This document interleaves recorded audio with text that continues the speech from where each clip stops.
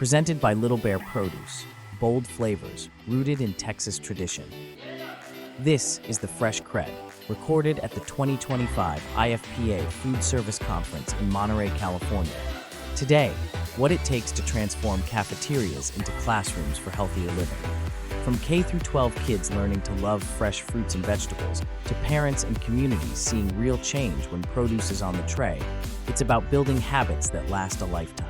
School Nutrition Director Jeanne Reilly brings the stories, the strategies, and the proof that investing in children's plates is investing in our future. Stick with us for practical lessons every nutrition director, educator, and community partner can use this year. Jeanne Reilly, let's get into it. Welcome back, folks. We are here live at the IFPA Foodservice Conference in Monterey, California. Making some great friends here. We have a new one joining us, Jeanne Reilly, right? Director of School Nutrition with Windham. Windham and Raymond School Department in the state of Maine. In the state of Maine. Yeah. Great state. Love Maine. Maine is beautiful. I was just in Texas a couple of weeks ago, and you're right. It was hot. Really? Yeah, really hot. What part? Where were we at? It was in San Antonio. Well, I love San Antonio. Yeah, it was I'm there hot. all the time. It was hot. It was, close to 100 every day. Looks too hot for this Mainer. I bet. Yeah, it gets pretty warm. The funny thing is, folks in San Antonio, and I'll probably catch flack for this, but they call it South Texas, and I live down on the border in McAllen, like 40 miles from the border. So whenever I'm around folks from San Antonio, I make sure to say the real South Texas. Yeah. When I describe McAllen. So you're from Maine. Yes. Or from Maine? Is that the log cabin story? The log cabin in Maine? No. Well, and I'm not originally from Maine. I'm originally from New Jersey, but I've lived in Maine for, a very long time. Yeah. It's so beautiful. My whole professional career has been in Maine. So. Although I've only been there in the summer, so I guess it's beautiful. I hear the winters are pretty can be rough. Can be. But they're short. It's like, I was on a plane home from San Antonio recently, and I said, "How do you tolerate this heat?" And they said, "It's just like you are in Maine. It's like your winter." So summer in San Antonio is like Maine in the winter. You only go out when you want to go out or when you have to go out. Yeah. But Maine in the winter is beautiful. We've got snow. There's skiing. There's, winter hiking, snowshoeing. And it's the in between. It's when the rain comes and washes the snow away in the mud season. That's not very enjoyable. And having the right gear and appropriately clothed. Absolutely. And I know it's easy to say, but I really think there's something as it relates to mind over matter, because I don't know, maybe I'm just fortunate, but I know that when I have to spend extended periods of time outside in the middle of summer, I'm in a different mindset. Like once I know that that's going to happen, I'm just able to deal with it better. And I think cold is the same way. I think so. And you really do get acclimated to where you are. Like, you get used to that. And all of a sudden, 20 degrees doesn't feel so bad if you've gotten used to it be 20 degrees. Yeah. Just like 95 doesn't feel so bad if that's your norm. Your body kind of adjusts to that. Yeah. I think where I struggle with is all the clothing that's required when it's cold and in a business atmosphere. Like I've had to go places where you're going in and out of office buildings, but you want to be warm when you're not. And then that becomes a whole thing, right? So the layers, the down coats. Yeah. The hats, the gloves, the boots. So you're the director of school nutrition. You've obviously been here before. This is my 4th year. And you're a long way from home. Mm-hmm. What keeps you coming back?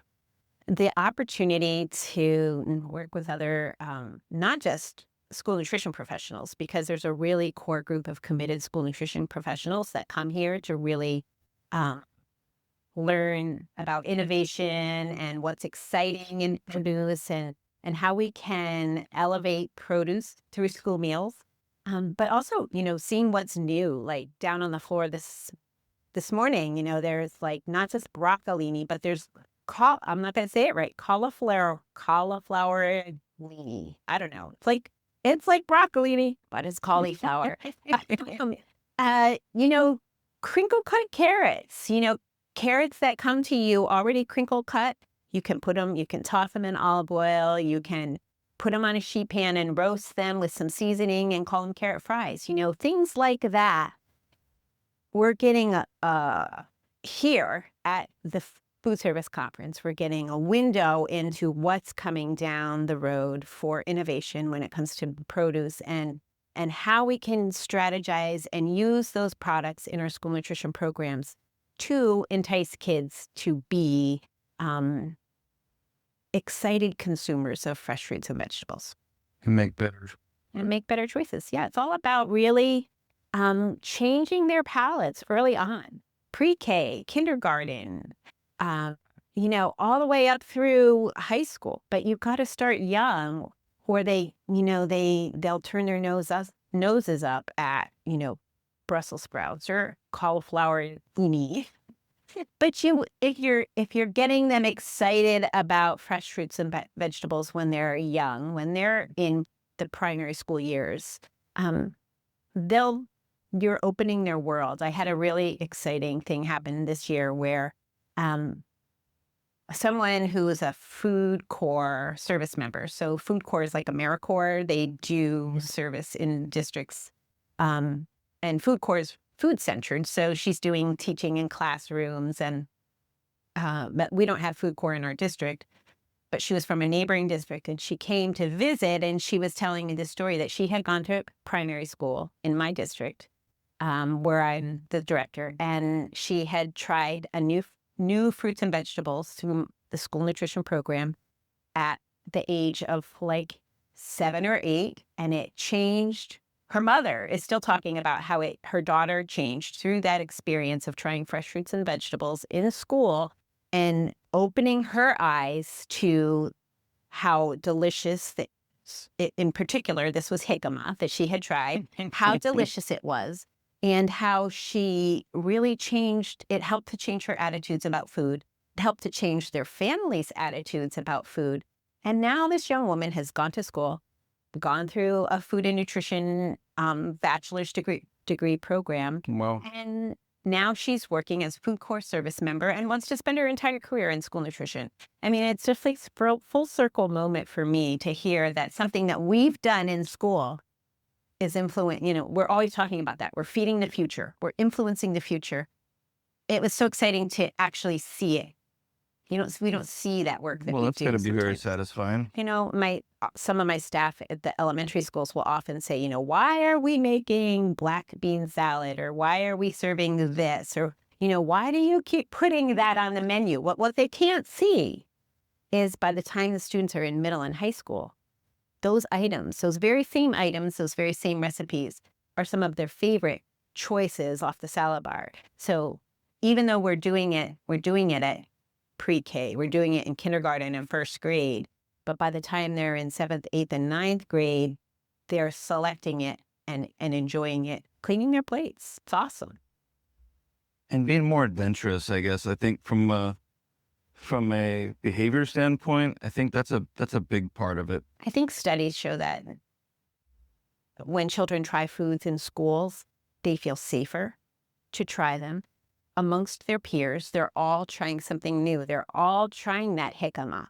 They're all trying a new yellow kiwi. Like a tribe mentality almost. And because their peers are doing, there's a peer pressure element to it. So if you're trying it, I'm going to try it because I'm watching you try it. I don't want someone to say, well, how come you're not trying it? And it all kind of elevates the experience, and I have found that families say to me, my child eats better when they eat whole meals. They won't eat that at home, whatever it is, whether it's fresh asparagus or Brussels sprouts or black bean salad. They won't eat that at home. How do you get my child to eat it? But I think there is a component of peer pressure in a positive way. They're seeing that it's okay. Their friends are eating it. I have a story of some little girls going through the line, and we were serving baked beans, but we're making these baked beans. We're not using canned baked beans. And the kids named the baked bean recipe and they called it Chef Sam's Better Bacon Baked Beans because Wow, that's a mouthful. it was our Chef Sam that developed the recipe, and the kids had tasted them and sampled them, and we nudged the recipe to make it, school guideline appropriate. And so the little girl was like, "Oh, I don't like baked beans." And the girl behind her said, "But you gotta try these. These are Chef Sam's baked beans." She tried them. It's just that kids can talk other kids into doing things. Before parents can, for sure. Yeah, and then parents will say to me, "This is amazing." All of a sudden, my child is eating roasted broccoli, asparagus, Brussels sprouts, arugula, all of these things. It's great that we are feeding the future. We are really changing food culture from the ground up. And that's what that's kind of the best part of school meals. The best part of school meals is that we're feeding kids. Like, we are making sure that kids are not going hungry. We are making sure that kids are well fed and ready to learn. But the other part of that is we're really changing food culture. We're changing their palates from the youngest ages. Many children come to school and they haven't tried some of the fruits and vegetables that we're allowing them to try. And it's really great to have them experience that in school. And then they take those newfound likes home and say, "Oh, we had curried carrot soup, and we made They're it." challenging their parents. And Where have you they're- been? and Have you then, not and tried then, curry? and then the parents are saying, "Can we have that recipe?" And it's really awesome. We're a Yep. small district. We're only 3,300 students. It's 2 towns, 3,300 students, 6 schools. It's a lot of Um, lives to influence. Yeah, we're serving over 500,000 meals a school year. Do you have a summer program? We do not qualify to have a summer program. So to have a summer meals program, you have to have over 50% of your students qualifying for free or reduced price meals. And we are not at that level in my district. So we do not have a summer program. We do have a backpack program. So we're sending backpacks home with shelf-stable food for kids on the weekends. For That's families who either self-identify and say, we could really use this extra help. But also for families who maybe a teacher or counselor has said, I think this could be helpful. That's interesting. Going back to the adventurous concept, like kids trying things at school that they might not try at home. Yeah. I mean, I have a theory. I've never tested it. I've never looked it up. But I mean, what you just mentioned sort of drives home the concept of autonomy. I know that when my kids were young, my wife made it a point to let them feed themselves as early as they could. Yeah. Made a huge mess.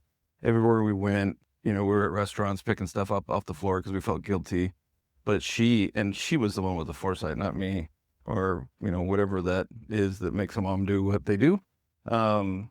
She would let themselves feed themselves. Yeah. And of course that resulted in stuff getting thrown all over the place. But I wonder if there's anything to do with that autonomy of even whether they like the food or not, but the fact that they can feed themselves. Maybe there's I really think perception. so. Just the ability to take and taste as much as you feel safe and comfortable without that pressure. Even at home, a child might fear, the parent saying, "You have to eat it all," or, just negative repercussions that could happen in a home versus in a school. They can take what they want. They can taste what they want. We do a lot of we call them try days or try it Tuesdays, where we might cook up shishito peppers. My chef might come into the cafeteria and cook up some shishito peppers. It's pretty adventurous. And give kids one. Here's a shishito pepper. Here's some lemon garlic aioli that we made to go with it, that we're Wow. making with yogurt. And I wish I went to your school. and the kids really, it's cool, especially if you have a chef there making it, and standing in the cafeteria with a cart, say, "Try them." Kids are, So it's like a demo. yeah, like a demo, like when you're at Costco, Yeah. and they're serving this and want you to try that because they want you to buy it. Sure. We're doing the same thing because we want the kids to taste it. And if Chef Ryan goes in the cafeteria with the, shishito pepper and a little garlic lemon aioli, kids want to try it. And they're a little wary at first, like, so it's going to be hot because they look like hot peppers, but they're not that hot. And kids really enjoy that. And then they go home, tell their parents, we tried this pepper. And if they can't remember the name, we will post on our social media accounts and say, the kids tried these shishito peppers today that came from the local farm and they were delicious. Kids liked them. And it's just really opening their eyes to how delicious fresh fruits and vegetables can be, prepared properly, and really how important they are to health. We talk that it's the big thing right now, the government saying, let's make America healthy again. And we really believe that school meals are a core foundation of what it's going to take to make America healthy again. We believe we have been making America healthy again, and we will continue to make America healthy again by making children healthier, by feeding them healthy school meals. It's a huge undertaking. For sure. It sounds like your district is a shining light in a sea of a lot of maybe dimmer, brighter. It's a huge mix, right? So we've done some work with school districts over the years. I know that the school districts where my kids go to school, I wish were a little bit, sounds like more like yours. Obviously the challenge is getting the kids, at the end of the day, obviously wasting food is not the name of the game, right? So there's got to be a significant amount of pressure on you to make sure that this food is being consumed, or else it just doesn't fiscally make it. Right. It just doesn't make sense, right? Yeah, for sure. So is there a metric, a success rate of, from a consumption or waste factor that you have to keep an eye on as it relates to, or if the kids don't eat it, they basically go. I mean, if we're going to menu something new, we often will do it as a try it, as a tasting to let kids sample something first, like our shishito peppers. We did a bulgogi bowl, but we didn't just roll out the bulgogi bowl on the menu and say, here you go, eat this, because we thought kids wouldn't know what it was. But so we went around the cafeteria a couple days prior to it being on the menu with little sample cups of what the bulgogi bowl was going to be.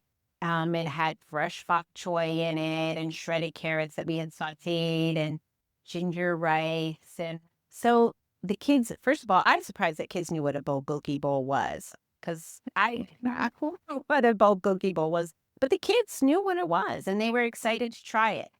But trying a sample is safer. They're not making their meal decision and then getting to the table and find out that they don't like it. They're able to try a small sample and say, oh, this is good.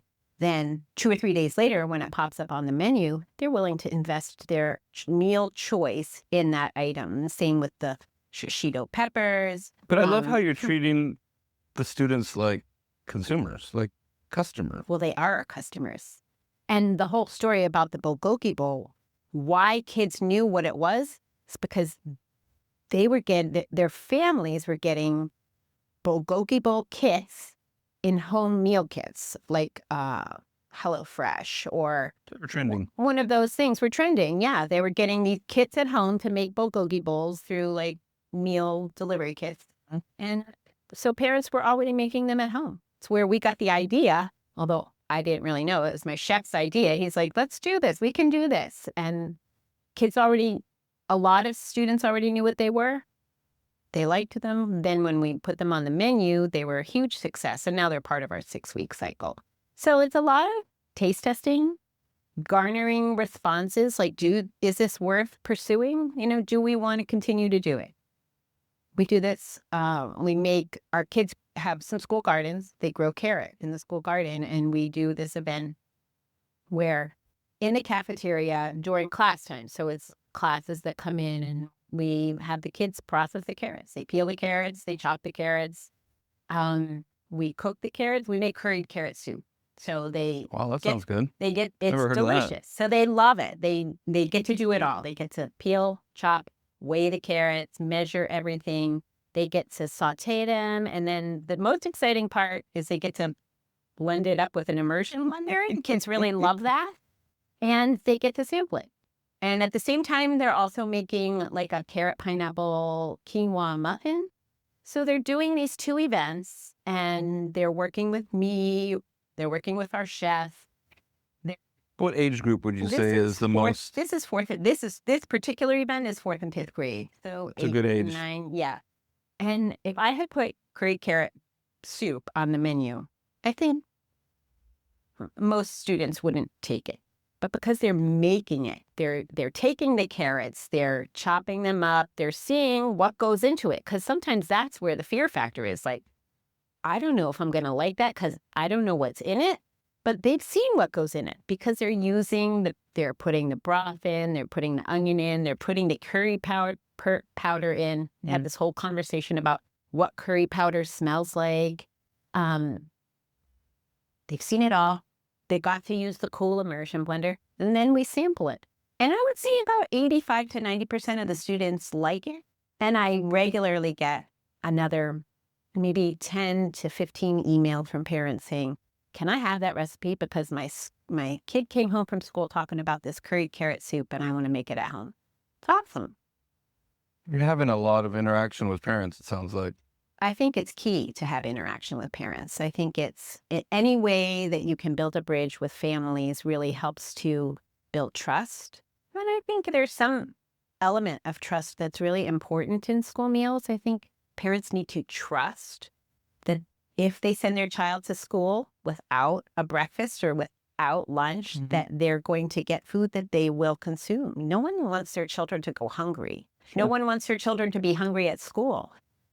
But they have to trust that they're going to be well fed and that they're going to have enough time to eat the food that they receive and that they're going to like the food that they're going to like it. They're going to consume most of what they're served. So anytime that we can have interactions with parents, whether it's through newsletters or personal interactions with parents, it's a good thing. And it helps to build trust. We've done a lot of work for the past 10 years in really trying to be at we have an academy night where families come and meet teachers and go into the classroom and see what's happening. And we will have something in the cafeteria as well, where we might be making kale chips or some other event so that the parents can meet some of our team. They meet our chef.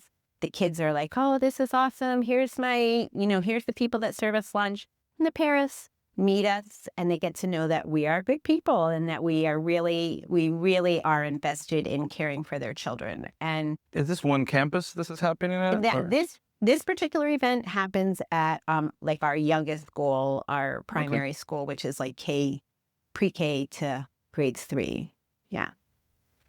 So, but different things like that. We do an after school cooking club so that with kids, and then when the parents pick up their kids, they also get to meet us. It's like just building trust, building relationships so that they know if we say we're doing a tasting with a shishito pepper or making bulgogi bowl or we're making something from scratch, the trust adds validity to what we're doing. They believe us when we say we're using locally grown produce or local beef or whatever. We've built that foundation of trust. So now they trust us to feed their children during the school day. So in Maine, we're feeding all kids at no cost. We're one of 10 states in the country that are not charging students for breakfast or lunch. So any child can come to school and get a free breakfast and free lunch.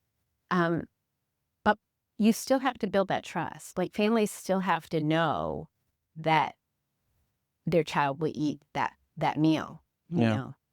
Time constraints. I mean, in Texas, this all happened while my kids were going to school, but they started having breakfast in class. And that wasn't a thing when I was going to school. You either ate breakfast before this period or you didn't eat at all, right? Yeah. So, right. You either ate at home, ate before school in the cafeteria, but not in the classroom. Is that something that y'all are doing? Yeah, we are at several of our schools. I think 4 of our 6 schools we're doing some version of breakfast in the classroom where kids can come and pick up a breakfast. Either we have some schools where we go door to door, like during their kind of homeroom period, Mm-hmm. and kids can come out, get a breakfast, and take it back in the classroom. Sometimes kids come through the door and can select a breakfast off a cart as they're coming into the building.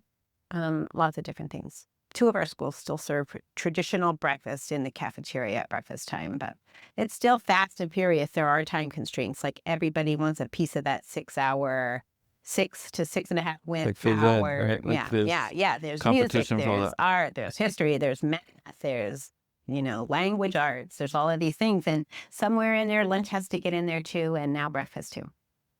It's a lot. So to build on what you mentioned, obviously, I mean, 3,300 stomachs, that's a ton of people to be responsible for. Yeah. But I think you admittedly said compared to a Houston school district, big difference.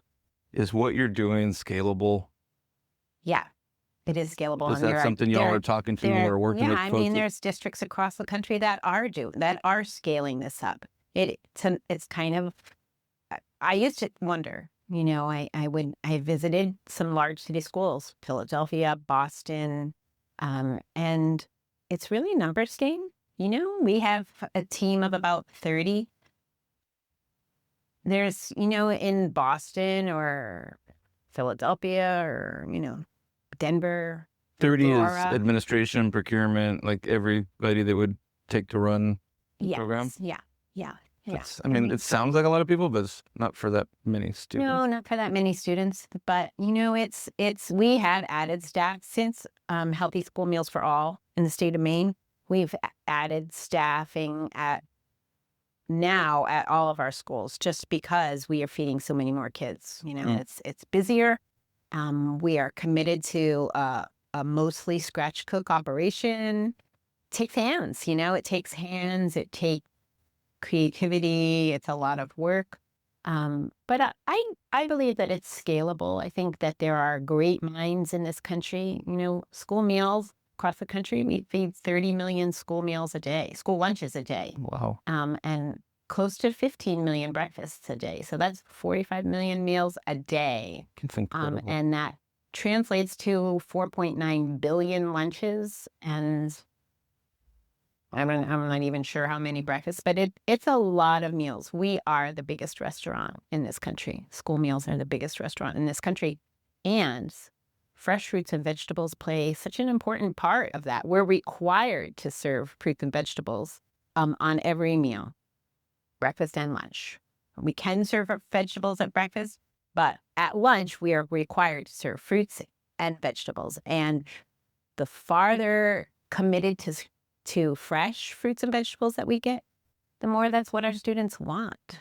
Yeah. Like if you give them fresh broccoli, they don't want to go back to frozen broccoli. I mean, we do use frozen broccoli from time to time, but they really prefer fresh. That's And interesting. they consume it. So if we really want to get ahead of, the waste part that you referenced earlier, is you really want to feed kids what they like to eat. And once you found the ticket, like the thing that they like, do they like carrot fries, roasted carrots that you're calling carrot fries, or fresh carrots, or, do they want frozen carrots, that you've steamed? Whichever product they want is what you want to be serving them so that they'll eat the most of it. For sure.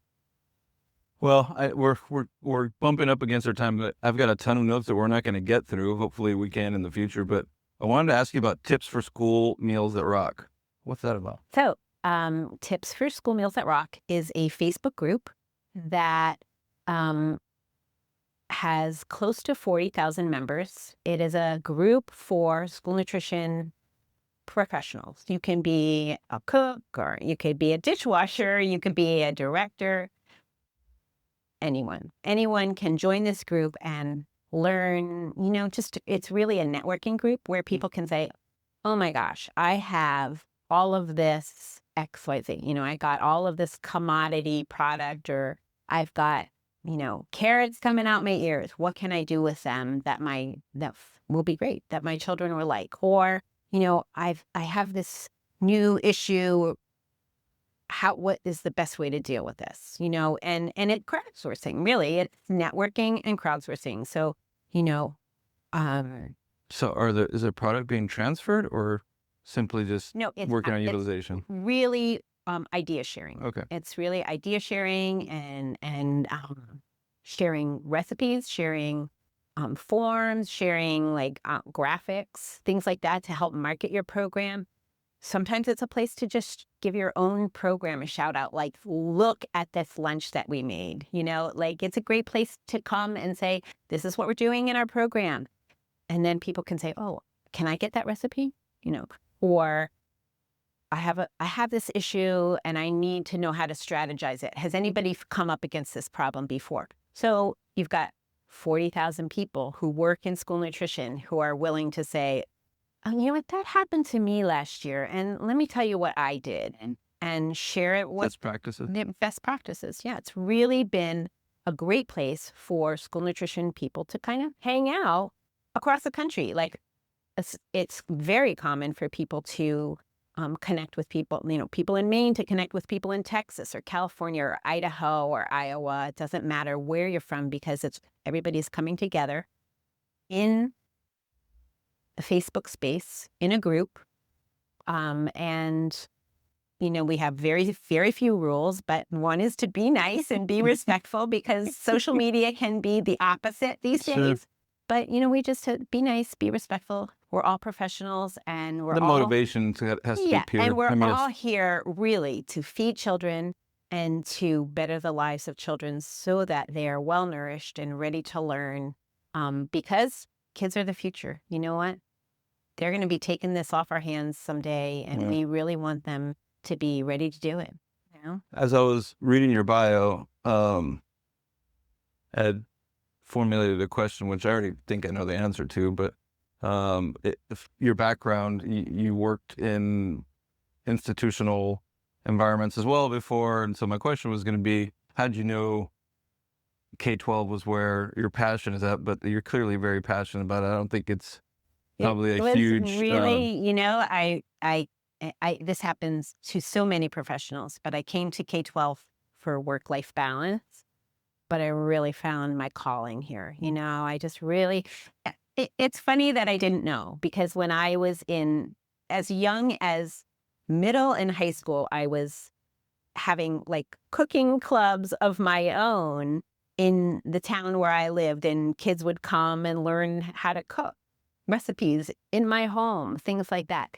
And I think it brought me full circle to really understanding how influencing children to eat better at a young age is really the key to improving the lives of children, to improving our future, to improving the health of our future, and to making sure that, kids become creative and healthy eaters in the future when they become adults, when they're making their own food choices, that they're going to make correct food choices. Well, I'm sure it hasn't been easy. Congratulations you've been recognized nationally for excellence in nutrition. I think it's most recently the IFPA's Produce Excellence. Yes, Produce Excellence and Foodservice Award. K-12. So yeah, thank you. That's pretty awesome. Which makes it fun, right? I'm sure you're not doing it for the pat on the back, but at least having some affirmation that you're working in the right direction. That doesn't hurt. It's great. The things that I love are when parents really call me and say, can I have that recipe? Or thank you for, opening my child's eyes to eating roasted asparagus, or when a colleague or a peer comes to me and says, will you mentor me and help me to figure this out?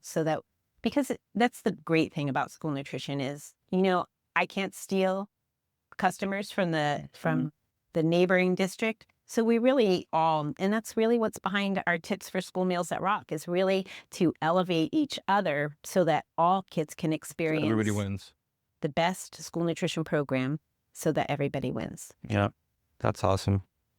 Well, Jeanne, thank you for being with us. Thank you. You've motivated us late in the day where we might be fading or we're fading a little bit. End of the Give conference. me some motivation. Yeah. we've actually have one more interview with Kathy after this, which Oh, is great. always fun. Yeah, She's awesome. She's full of energy. Yeah, full of Yeah, energy. yeah. Exactly. That was going to be one of my questions. Like, how does she do it? I see her like the road runner. Like, I'll see her over here and then see her over there. I know. It's I pretty know. amazing. Yeah. It's a skill for sure. She's but a Mainer. yeah. I don't know if she's really a Mainer, but she went to the University of Maine. So we've interviewed Kathy a bunch of times at Yeah, these shows, but yeah. it's always been about the show, the results, the people. And last year at the global show, we try to make it more about her. I think people deserve and would want to know more about her. She's a great story. Worked in retail, and yeah, she's a Mainer. Yeah, she graduated. That's great. Well, thank you. Enjoy Thank the rest you of the so show. much. We're going to try to make it on the floor for a few minutes before the end of the day. But again, congratulations on all the work that you've done. Thank you. Hopefully somebody will be inspired by listening to your story, and it'd be hard not to be. You're making me hungry after You talking guys about all made that this really food. easy. Well, I was thank you. nervous, but you made it really easy. Thank you for because- that. I don't know. It's cool.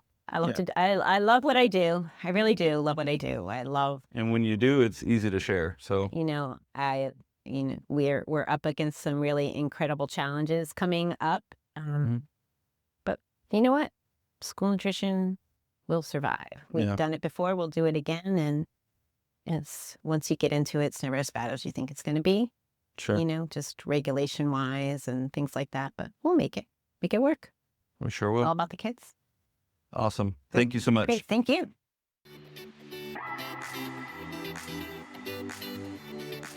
That's Jeanne Reilly. Cafeterias as classrooms, no shortcuts. Before we go, 3 quick takeaways. Early exposure builds lifelong healthy habits. School programs succeed when produce is front and center. Nutrition directors are allies, support them, and kids thrive. Thanks, Jeanne. Presented by Little Bear Produce. Series support: Wiggins Farms, IFPA, Little Bear Produce, Misionero, Sunfed, Bourne Farms, and the International Fresh Produce Association. Follow and share this series.